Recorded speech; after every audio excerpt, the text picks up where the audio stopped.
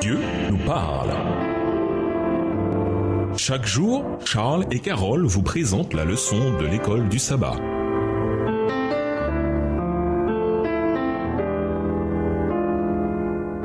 Bienvenue dans votre émission Dieu nous parle. Nous voilà au mercredi 7 septembre. L'invitation. Jésus et ses disciples guérissaient des gens, puis ils attiraient leur attention sur les questions éternelles. Mark Finlay nous rappelle que si nous ne parlons pas de Dieu aux gens, il s'agit d'une faute professionnelle. La méthode d'évangélisation de Jésus était de toucher les gens là où leurs besoins étaient le plus urgents. C'est cela l'œuvre médicale missionnaire. Le Christ ne se contentait pas de les guérir physiquement sans rien faire d'autre. L'objectif, c'est la vie éternelle en Jésus. L'œuvre missionnaire médicale ne commence peut-être pas par une invitation de ceux que nous connaissons à suivre Jésus, mais elle doit en arriver là à un moment ou à un autre. Par amour pour les gens, nous désirerons leur offrir tout ce que Jésus offre. Vous allez peut-être dire, je veux bien m'occuper de la première partie de la méthode de Jésus, mais je ne fais pas la partie « suis-moi ». Ce n'est pas mon don. Si vous faites la première partie, vous vous surprendrez peut-être à parler automatiquement de Jésus et cela deviendra tellement naturel, tellement plus facile parce que vous aurez préparé le terrain du cœur des gens.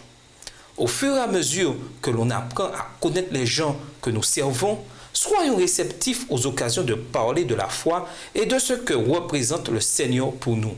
Provoquez des occasions d'aborder des thèmes spirituels.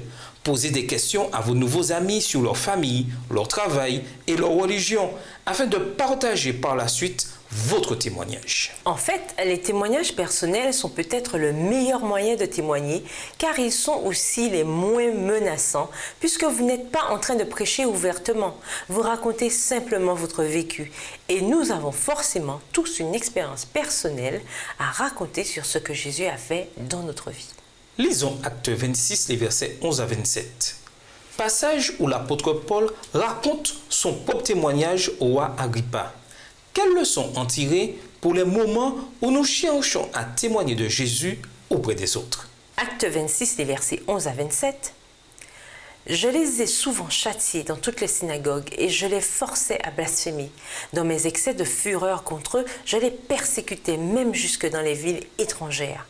C'est dans ce but que je me rendis à Damas avec l'autorisation et la permission des principaux sacrificateurs. Vers le milieu du jour, au roi, je vis en chemin resplendir autour de moi et de mes compagnons une lumière venant du ciel et dont l'éclat surpassait celui du soleil. Nous tombâmes tous par terre et j'entendis une voix qui me disait en langue hébraïque « Saul, Saul, pourquoi me persécutes-tu? Il te serait dur de régimber contre les aiguillons. » Je répondis « Qui es-tu, Seigneur ?» Et le Seigneur dit « Je suis Jésus que tu persécutes. » Verset 16. Mais lève-toi et tiens-toi sur tes pieds, car je te suis apparu pour t'établir ministre et témoin des choses que tu as vues et de celles pour lesquelles je t'apparaîtrai. Je t'ai choisi du milieu de ce peuple et du milieu des païens vers qui je t'envoie, afin que tu leur ouvres les yeux, pour qu'ils passent des ténèbres à la lumière et de la puissance de Satan à Dieu, pour qu'ils reçoivent par la foi en moi le pardon des péchés et l'héritage avec les sanctifiés. En conséquence, roi Agrippa, je n'ai point résisté à la vision céleste, à ceux de Damas d'abord, puis à Jérusalem, dans toute la Judée et chez les païens, j'ai prêché la repentance et la conversion à Dieu, avec la pratique d'œuvres dignes de la repentance. Verset 21. Voilà pourquoi les Juifs se sont saisis de moi dans le temple et ont tâché de me faire périr. Mais grâce au secours de Dieu, j'ai subsisté jusqu'à ce jour, rendant témoignage devant les petits et les grands, sans m'écarter en rien de ce que les prophètes et Moïse ont déclaré devoir arriver.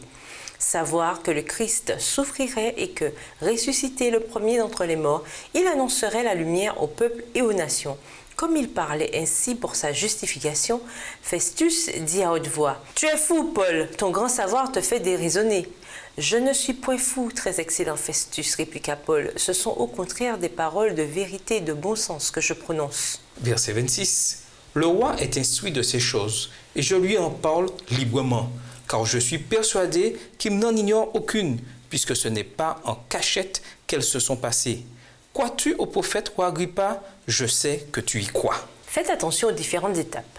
Paul a parlé de la personne qu'il était avant de connaître le Seigneur. Il a ensuite parlé de son expérience de conversion.